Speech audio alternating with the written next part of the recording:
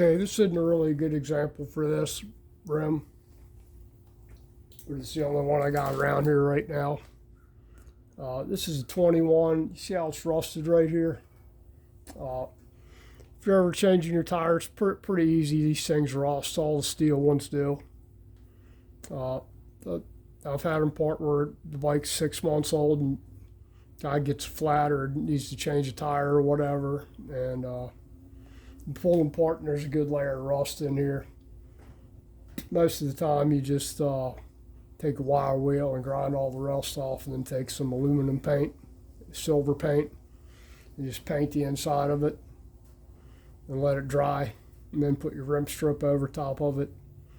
But that's not really why I'm making this video. I see a lot of guys putting silicone in here, and like I said, usually it's not on a 21, usually it's on a 16 with a deep drop center. I don't really agree with that at all. A couple of reasons why. Main reason, you're adding a lot of weight to the front wheel. You might not think about it, but for this one wheel, you're probably using the entire tube of silicone on there. And number two, it's a spoked wheel. You should be checking your spokes about every 5,000, 6,000 miles, because they do get loose.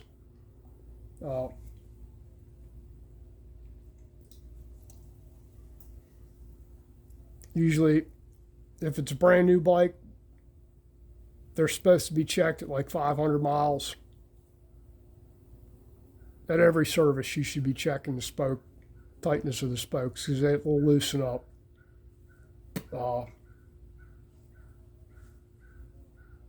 Front, rear, whatever one. Both of them loosen up. It's just the nature of the beast. Spokes stretch and they need to be tightened.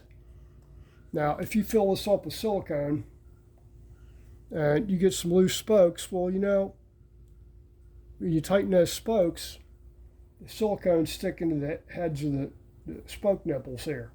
As soon as you twist it, you broke the silicone seal a little bit anyway, depending on how loose they are. So if you're supposed to be checking them every 5,000 miles, and initially, like I said, about five to 10,000 miles are going to be loose, or looser than they should be. So when you go to tighten them, you're basically turning that nipple, you're spinning it. When you spin it in the silicone, it's going to pull the silicone.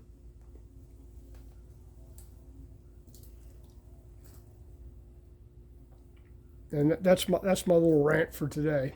Well, one of them, but that's why I wanted to do this little video. I had a guy traveling from somewhere. I worked at a Harley dealer right on 95 here in North Carolina. And the guy was traveling from, I don't know, Massachusetts, Connecticut, New York, somewhere out there. Had a funny accent anyway. So he had to be towed in. He got a flat tire on 95, or at a gas station up the road, which was off of 95. And had them big fat spoke wheels in there, which use, they got a really deep drop center, and it's absolutely full of silicone. And, bring the bike in. I mean, you could sit there and grab the spokes, and they're the big fat spokes. You could move the damn rim back and forth either way. So I asked the guy about it, and he's like, man, I've only had this on there for like 4 or 5 months. I was like, well, your spokes are loose. And this is when they had first gained popularity with them fat spoke wheels. So, pull it open, and all I could do was put a tube in it, and couldn't really tighten the spokes at all. Well, actually, I did try and tighten them. Ended up digging all the damn silicone out around them, and tightened the spokes up as best I could, trued the wheel back up, put a tube in it and let him go down the road. Told him when he was leaving, I was like, man, you better call that wheel manufacturer and get them to fix your wheels or send you a new set, because that ain't right. Never heard back from him, so I'm guessing he called whoever made them fat spoke wheels, Fat Spoke Wheel Company, or whoever it was. I don't know. But that's the deal on those. But like I said, this rust in here, wire wheel it, paint it. It's fairly normal. It's not sealed really great. Think about it. It's wet. You have no seal between the spoke nipple and the rim there other than it's metal to metal. So no real seal in there. And there's 40 spokes in here. Some wheels have 80 or 120 spokes, whatever. Some of them only have 36 spokes. Not Harley, but some other brands only have 36 spoke wheels. 40 is the norm for Harleys, unless you get one of them 120 spoke wheels.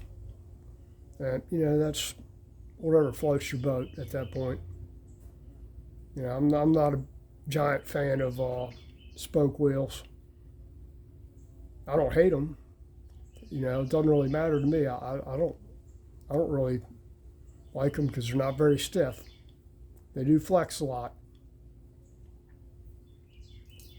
But I'm not hating on spoke rims either. They do have their place. Certain bikes they look good on, or if you're trying to do something. You know, I've done bikes where I put big fat rims on them with spokes using like an Akron or a Sun rim where I needed it. Used to run one on a drag bike. I needed a 5-inch rim or 4.5-inch rim for running a small Goodyear slick on there, 18-inch. And you know, the only 18-inch rims that Harley had were little teeny things that were thin, 18-inch rim. So bought a Sun rim and laced it up to a stock hub, and it worked great. Laced right up, looked good. In fact, some of them do look good. Some of them are usually all corroded and rusted, where the spokes are just cad plated. These are stainless. You actually laced this wheel up for the front end of the Sportster over there, and never used it. Ended up getting a free 19-inch cast front, 13-spoke cast rim.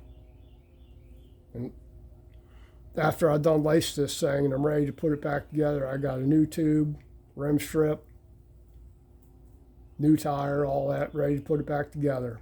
And somebody gave us 19, and the boy said, I think I like that 19 better than the 21. Okay, so we put the 19 on there. This thing been sitting here ever since. After I spent maybe an hour lacing it up and trilling it.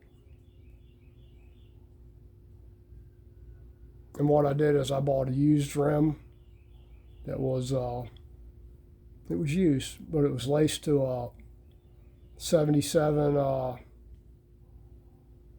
laced up to like a 77, 74 to 77 shovel head front wheel. The one with the goofy looking hub. Laced it up to this, it laced right up. Stainless spokes, the rim was a little crusty, but stainless spokes look good. Hub's a little, stock hub's a little, needs good cleaning. But that'll go back in the storage room there until somebody needs a 21-inch rim. Or put it on Marketplace or eBay or whatever, just to get rid of the damn thing. I'm tired of looking at it. But that's it for the rant on the silicone and the rims there. I see guys doing videos on them, and I wasn't looking for it. I just was looking at wheels for something else, and this video popped up with one, and I just let it run through, kind of giggling at the guy. And then Of course, another one popped up right after that. There's probably 3 or 4 of them in a row with these guys that this latest greatest thing, filling their wheels with silicone. Now, if it uses an entire tube of silicone on this shallow center rim here, how much does it use for a 16 with a deep drop center? Probably 2 or 3 tubes.